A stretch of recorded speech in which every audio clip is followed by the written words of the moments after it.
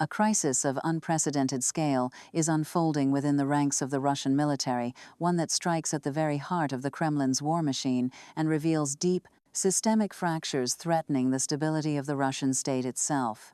This is not a story of battlefield losses alone, but a profound collapse of morale, logistics, and economic support that has culminated in what Western intelligence officials are cautiously describing as a potential tipping point. Reports, confirmed by satellite imagery, intercepted communications, and first-hand accounts from within Russia, detail a situation where entire units have effectively ceased offensive operations, not due to enemy fire, but due to starvation, hypothermia, NEOs due to the starvation, and a cascading sense of abandonment by the very government that sent them to fight. The image of the invincible Russian soldier has been shattered, replaced by a desperate reality of conscripts huddled in frozen trenches, professional soldiers selling military equipment for food, and a startling growing wave of surrenders to Ukrainian forces under clandestine, prearranged terms. This internal rot, festering for months under the strain of international sanctions and catastrophic military planning, has now erupted into the open, prompting a desperate and massive internal security response from Moscow and sending shockwaves through global capitals. The immediate trigger for this sudden visibility of the crisis is the brutal Eastern European winter, a historical adversary that has defeated armies far more prepared than Russia's current force. After the failure of their summer and autumn offensives to achieve decisive gains, Russian units were ordered to dig in and hold defensive lines across hundreds of miles of front. These positions, often in hastily abandoned Ukrainian farmlands or on the outskirts of decimated towns, lack basic infrastructure. Soldiers report living in waterlogged dugouts or unheated, makeshift shelters, with temperatures regularly plunging far below freezing. The issue is not merely discomfort, it is a medical catastrophe. Frostbite cases are epidemic, with field hospitals, themselves undersupplied, reporting amputations of fingers, toes, and limbs at a scale reminiscent of 19th-century conflicts. Hypothermia is a constant killer. The military's official supply chain for cold weather gear, proper insulation, waterproof boots, thermal uniforms has comprehensively failed to reach the front lines in sufficient quantity. Instead, volunteers and soldiers' families back in Russia are crowdfunding to purchase basic items like socks, thermals, and portable heaters, a humiliating admission of state failure that is widely discussed on Russian social media until such posts are swiftly deleted by censors. Parallel to this physical suffering is an even more corrosive economic betrayal felt by the rank and file. The Russian economy, though having avoided the outright collapse predicted in early 2022, is deeply wounded by sanctions. The government's finances are under severe strain, forced to fund a massively expensive war while losing its primary energy revenues from Europe. This fiscal crunch has direct consequences for the soldiers. Payments of promised combat bonuses are chronically delayed, often for months. The salaries of conscripts, always meager, are now being eroded by rampant inflation within Russia, which officially runs high but is believed by independent analysts to be significantly worse in practice. There are widespread reports of soldiers not receiving their pay at all, with bureaucratic disarray and outright corruption cited as causes. This financial abandonment has a devastating impact on morale. Many soldiers are the primary breadwinners for their families back home in impoverished regions like Dagestan, Buryatia, and Siberia. As debts mount and families struggle to buy food and medicine, the willingness of these men to fight and die in a foreign land evaporates. The social contract sacrifice for the state in exchange for basic support has been broken. This combination of physical privation and economic neglect has created a fertile ground for dissent and, ultimately, mass surrender. Ukrainian military intelligence has long operated a dedicated hotline and internet channel, I Want to Live, encouraging Russian soldiers to surrender safely. In recent weeks, the traffic to this service has exploded from a trickle to a flood. The process is often coordinated via encrypted messaging apps. A unit, or a disgruntled faction within it, will make contact. Ukrainian drones will then confirm their location and sometimes even airdrop instructions or simple supplies to sustain them until the actual surrender can be arranged under a temporary local ceasefire. These are not surrenders in the heat of battle, but premeditated, organized defections. The soldiers cite consistent reasons: no belief in the war's goals, anger at military commanders who live in comfort far from the front, fear of being used as cannon fodder in human wave assaults, and the desperate need to ensure their families are taken care of as Ukraine and international organizations guarantee support for prisoners of war. The symbolic power of these surrenders is immense, providing Kyiv with not just a propaganda victory, but also with valuable intelligence and further demoralizing the Russian units that remain.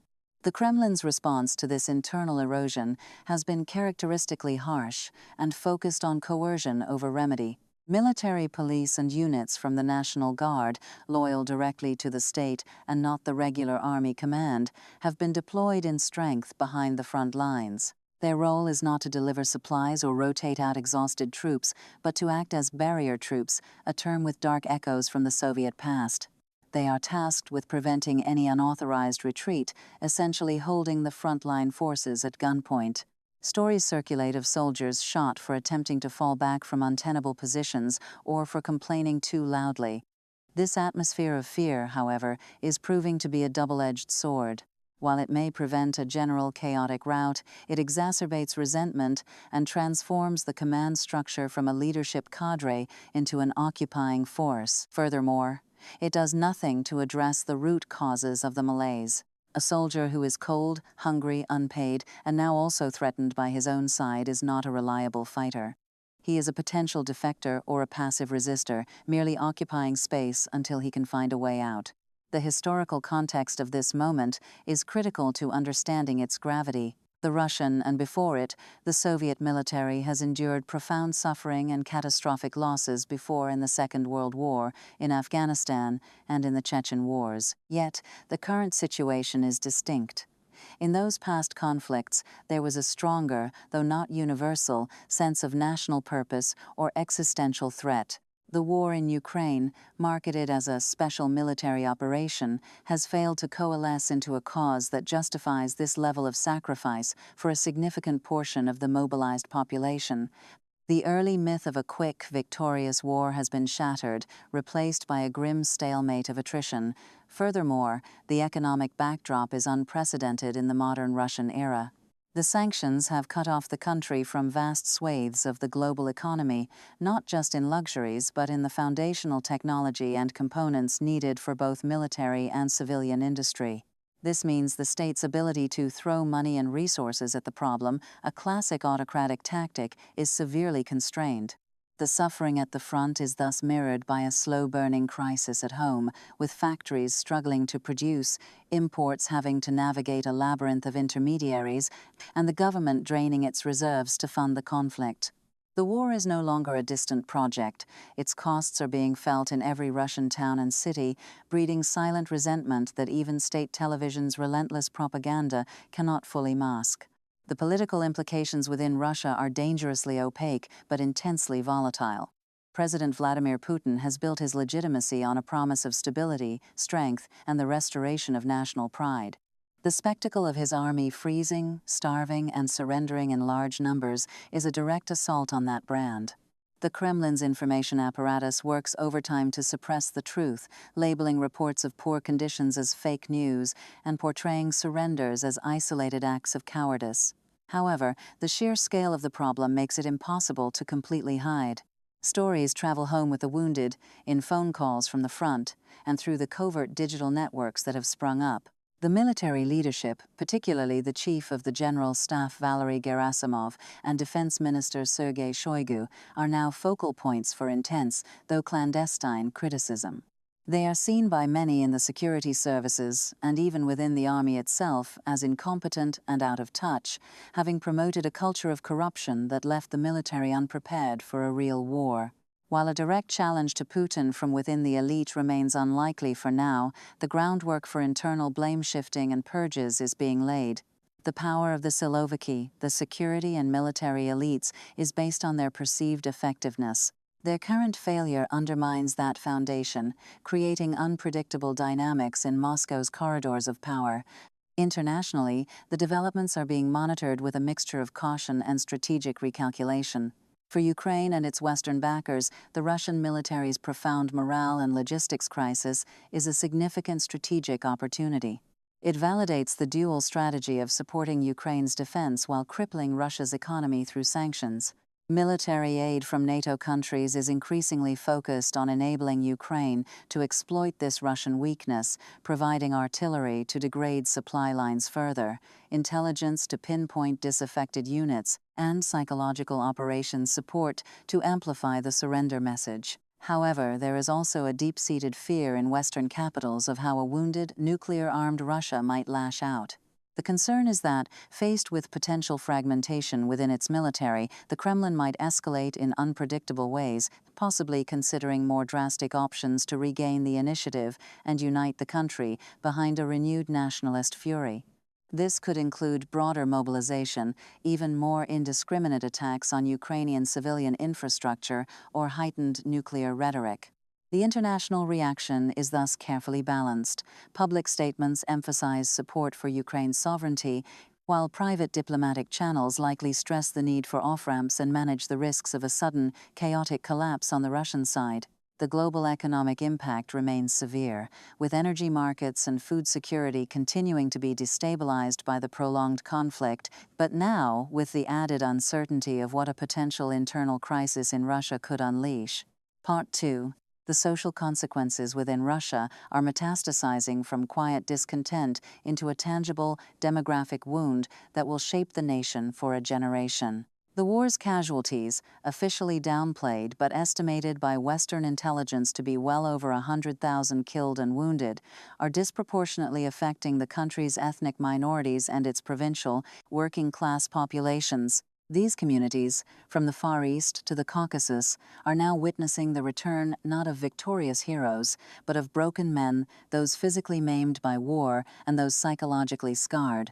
A sprawling, underfunded veterans crisis is being born in real time. These men require extensive medical care, rehabilitation, and mental health support that the Russian state is ill-equipped and seemingly unwilling to provide at scale. Their reintegration into a struggling economy, where meaningful work is scarce, poses a monumental challenge. This creates a pool of disillusioned, trained fighters with grievous grievances against the state, a potentially volatile element that history shows can destabilize societies. Furthermore, the mass exodus that began in the fall of 2022 of young, educated professionals fleeing mobilization and a closing society continues as a steady bleed. This brain drain strips Russia of its future engineers, IT specialists, scientists, and entrepreneurs, crippling its long-term economic potential and innovation capacity. The home front, therefore, is not a unified bastion of support, but a fractured landscape of silent mourning, economic anxiety, and a growing, unspoken question about the war's ultimate cost. The international legal and diplomatic landscape is being reshaped by these reports of surrender and soldier dissent. The organized nature of the surrenders, facilitated by Ukrainian intelligence, provides a wealth of evidence for ongoing international investigations into the conduct of the war. The soldiers who surrender become key witnesses, offering not just tactical intelligence but first-hand accounts of orders received, treatment of civilians, and the conditions that drove them to lay down their arms. This testimony is invaluable to the International Criminal Court's ongoing work, as well as to national war crimes investigations being pursued by several European countries. Diplomatically, the crisis complicates already frozen channels. For nations like China, India, and Turkey that have maintained a semblance of neutrality or continued economic engagement with Moscow, the evident weakness and internal dysfunction of the Russian military becomes a critical factor in their strategic calculus. Their support, whether tacit or material, may become more conditional, more hesitant, as the risk of backing a losing or unstable horse grows. Conversely, for hardline supporters of Russia like Iran and North Korea, the situation may present an opportunity to demand more in return for their military aid, leveraging Moscow's growing desperation. Expert analysis of the situation points to a military at a critical juncture, facing what historians call a crisis of exhaustion. This is distinct from a battlefield defeat.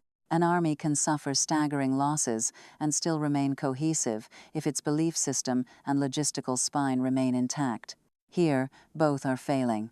Military sociologists note that the social cohesion of small units, the bonds between soldiers that are essential for combat effectiveness, is being shattered not by enemy action, but by the state's neglect. When soldiers must compete for food and warmth, trust evaporates. When they see their commanders in luxury, respect turns to hatred. This erosion of the primary group is notoriously difficult to reverse. From a strategic studies perspective, Russia is now caught in a vicious cycle. Its offensive capabilities are degraded by poor morale and logistics, forcing it into a defensive posture. A defensive war of attrition, however, requires even greater reserves of endurance and willingness to suffer from the soldier on the ground, precisely the resources that are now depleted. This leaves the Russian military command with a set of universally bad options: launch another painful and likely unsuccessful mobilization to feed more men into the grinder, a move that would carry enormous social and political risk, or attempt to consolidate and hold current lines with a force that is increasingly unreliable, ceding the initiative completely to Ukraine. Looking forward, the trajectories are stark, though their timing remains uncertain. The immediate military future suggests a continued operational stalemate punctuated by localized Ukrainian advances, particularly in sectors where Russian morale is assessed to be at its lowest. The coming spring thaw, or Rasputitsa, will turn the terrain to mud, temporarily bogging down large-scale maneuvers, but likely exacerbating the logistical and sanitary nightmare for ill-housed Russian troops. The key variable to watch is the potential for a wider, more systemic failure of discipline. The current model of coercion by barrier troops can contain individual acts of desertion, but history suggests it is ineffective against a collective loss of will. If a critical mass within a brigade or division decides they will no longer fight, the enforcement mechanisms themselves can be overwhelmed or sidestepped. The possibility of larger, organized mutinies or the outright refusal of units to deploy to certain sectors of the front can no longer be dismissed by analysts. Such an event would represent a qualitative shift in the conflict, forcing the Kremlin to choose between a bloody internal crackdown that would further cripple its military or a major, forced strategic retreat. Economically, the strain is unsustainable in the long term. Russia is financing the war by drawing down its sovereign wealth funds, selling energy at a discount to a limited pool of buyers like China and India, and running a drastically increased budget deficit. While it has avoided a financial meltdown through severe capital controls and isolation from Western markets, this is a war economy on life support. The diversion of resources and labor to military production is causing severe shortages and decay in civilian industries. The lack of imported high-tech components is forcing the military to cannibalize existing equipment or rely on lower-quality substitutes. This economic hollowing out directly limits the military's capacity to regenerate its forces with modern weaponry. Each tank destroyed, each artillery tube worn out, is replaced by an older, less capable system from deep storage. The degradation is quantitative and qualitative. The much-discussed long war advantage Russia is presumed to have due to its size and resources is being systematically undermined by its own economic fragility and the effectiveness of sanctions in stifling its ability to produce and innovate. The global ramifications of a potential internal military collapse in Russia are the subject of intense, grave speculation in security councils from Brussels to Washington to Beijing. The principal fear is not of a peaceful withdrawal, but of a chaotic and violent fragmentation of power within a nuclear-armed state. The command and control over Russia's vast arsenal of strategic and tactical nuclear weapons is the paramount concern. While the system is designed with multiple safeguards, a period of political instability or conflict between different power centers, the regular army, the National Guard, the FSB security service could create unforeseen dangers and decision-making pathologies. This scenario compels NATO to rigorously review and update its contingency plans, not for an offensive Russian action, but for a defensive posture aimed at securing loose weapons and managing a flood of refugees. For China, a neighbor with a long and historically tense border, a weak and unstable Russia presents both an opportunity and a profound headache. Beijing may seek to extract further economic concessions and strategic alignment, but it deeply fears spillover instability and the potential for a power vacuum on its periphery that could draw in Western influence. Ultimately, the story of Russian soldiers reaching their breaking point is a human story that transcends the tactical maps and political analyses. It is a story about the limits of endurance and the failure of authority. The Kremlin embarked on this war believing in the resilience of its people and the subservience of its military. It is now confronting the consequences of miscalculating both. The winter of their suffering has exposed a truth that no amount of propaganda can fully obscure. An army cannot fight effectively when its soldiers are cold, hungry, unpaid, and see no purpose in their sacrifice. The coming months will determine whether this crisis of will leads to a managed, if painful, recalculation of Russian war aims, or whether it triggers a more sudden and uncontrollable unraveling. The world watches, holds its breath, and prepares for the aftershocks of an empire cracking under the weight of its own ambitions. The front line is not only in the fields of Donbass, it now runs through the very soul of the Russian military, and its outcome will define the security architecture of Europe and the world for decades to come.